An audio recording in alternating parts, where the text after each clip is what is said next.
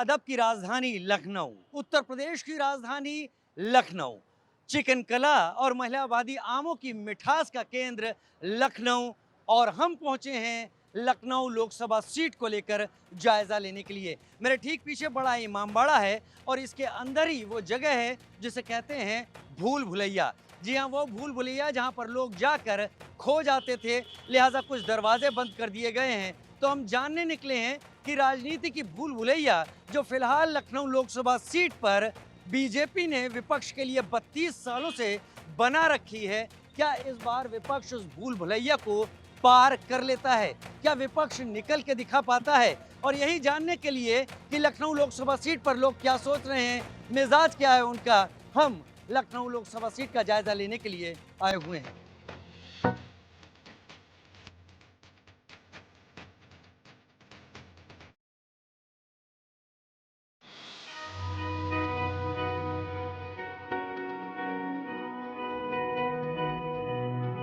अदब तहजीब की राजधानी में इस वक्त हम विधानसभा के पास एक गली में खड़े हुए हैं और कहते हैं कि इस गली पर चाय वालों की दुकानें हैं।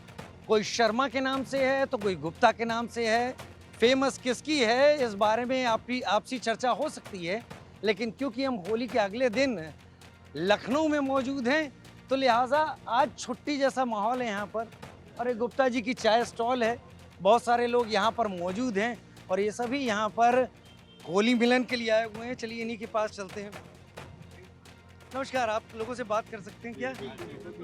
ये शर्मा चाय वाला, गुप्ता चाय वाला, बात चाय की है कि नाम की?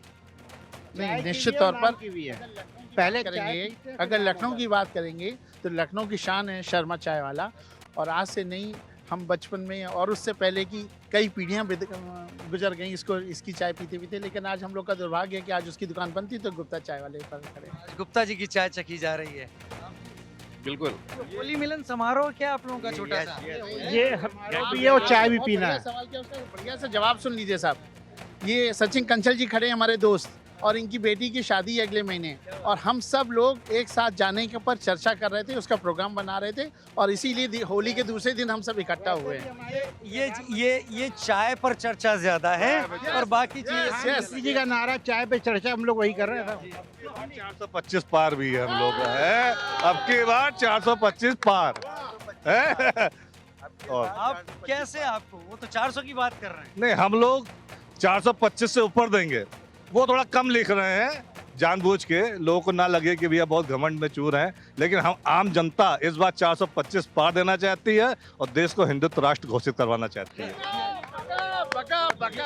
ये बताइए, मैं मथुरा गया हूँ, आगरा गया हूँ, रायबरेली, अमेठी, अयोध्या, कई जगह होके आया हूँ। चर्चा इस बात से हट गई है कि कौन जीतेगा कौन हारेगा, चर्चा इस पर आ गई है 400 आएंगे कि नहीं आएंगे। क्यों नहीं आएंगे भाई साहब? जो आज हम जहाँ पे खड़े हैं, आज भारत, पहले भारत इंडिया होता था, आज इंडिया नहीं, आज भारत है। हम भारत क्यों हैं? मैं आपको दिखा देता हूँ, ये ठीक सामने देखिए क्या है, विधायक निवास 1 और 2 दारुल शफा, राज्य संपत्ति विभाग, उत्तर प्रदेश। हम ठीक उसके सामने गुप्ता चाय वाले पे खड़े हैं। अब आप अपनी बात रखिए कि चर्चा जीत हार से ज्यादा आंकड़ों पर क्यों होने लगी? भैया पहले जो काम होता था, पहले ये होता था हम किसको वोट कर रहे हैं।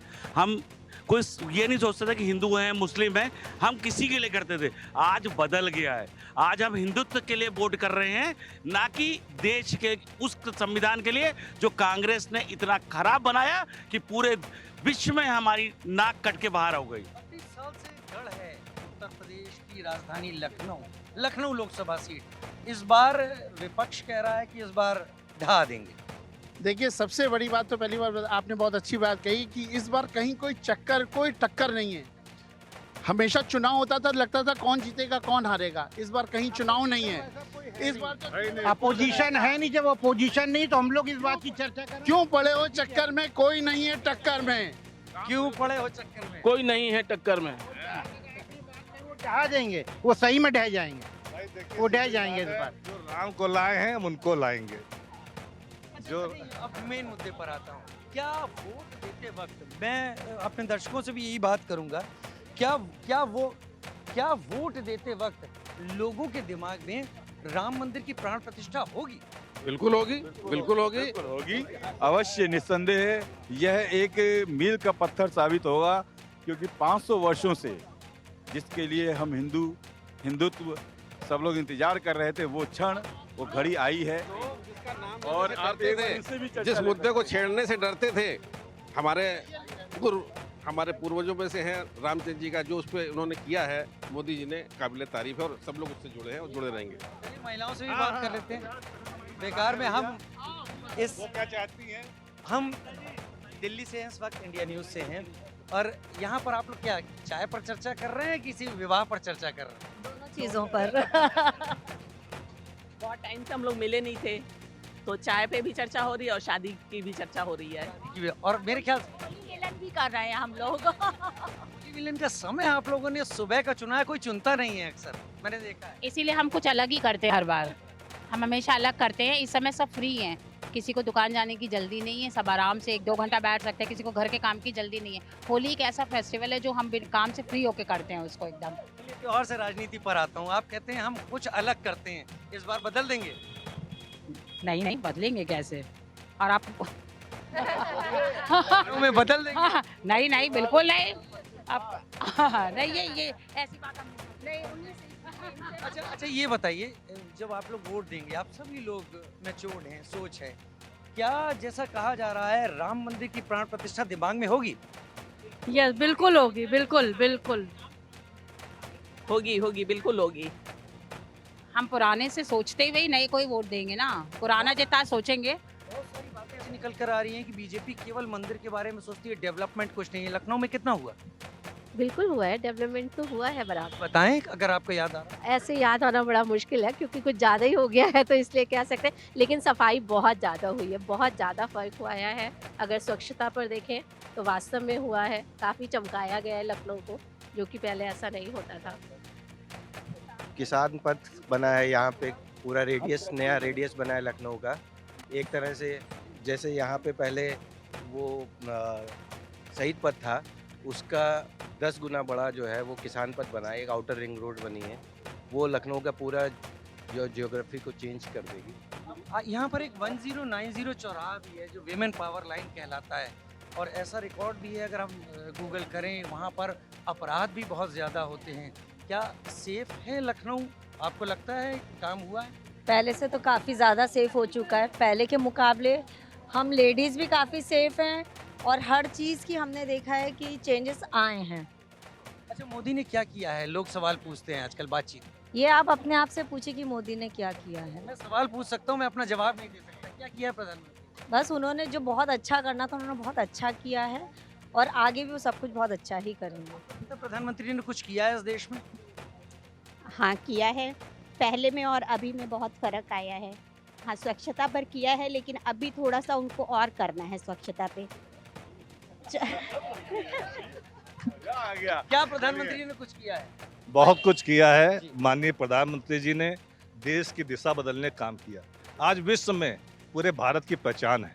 और पहले क्या स्थिति थी? आज से 10 साल पहले विश्व हम लोग पे हंसता था। आज मोदी जी ने विश्व को झुकाया हिंदुस्तान के आगे। हिंदुस्तान की इकनॉमी को इतना आगे ले जा रहे हैं, आने वाले 5 वर्षों में हिंदुस्तान तीसरी विश्व की इकनॉमी बन के उभर के आएगा। और प्रदेश में योगी जी ने जिस तरह से क्राइम को खत्म किया है, वो अद्वितीय है, अकल्पनीय है। ऐसा क्राइम खत्म किया है कि अब किसी की हिम्मत नहीं है उत्तर प्रदेश में कोई अपराध कर सके। एक मिनट, मोदी जी की जो कानून लाइन आर्डर रही है, और जो भारतीय जनता पार्टी नहीं बल्कि मोदी के नाम से पहचानी गई है, बात मत काटिए। बात दूसरी बात, नरेंद्र मोदी एक ब्रांड है और एक विचारधारा है। जहाँ तक बात रही योगी की बातों का सवाल, तो योगी भी मोदी के समस्त राजनीति में पनपे हैं, जो आज देश में काया पलट हुआ है। ठीक है,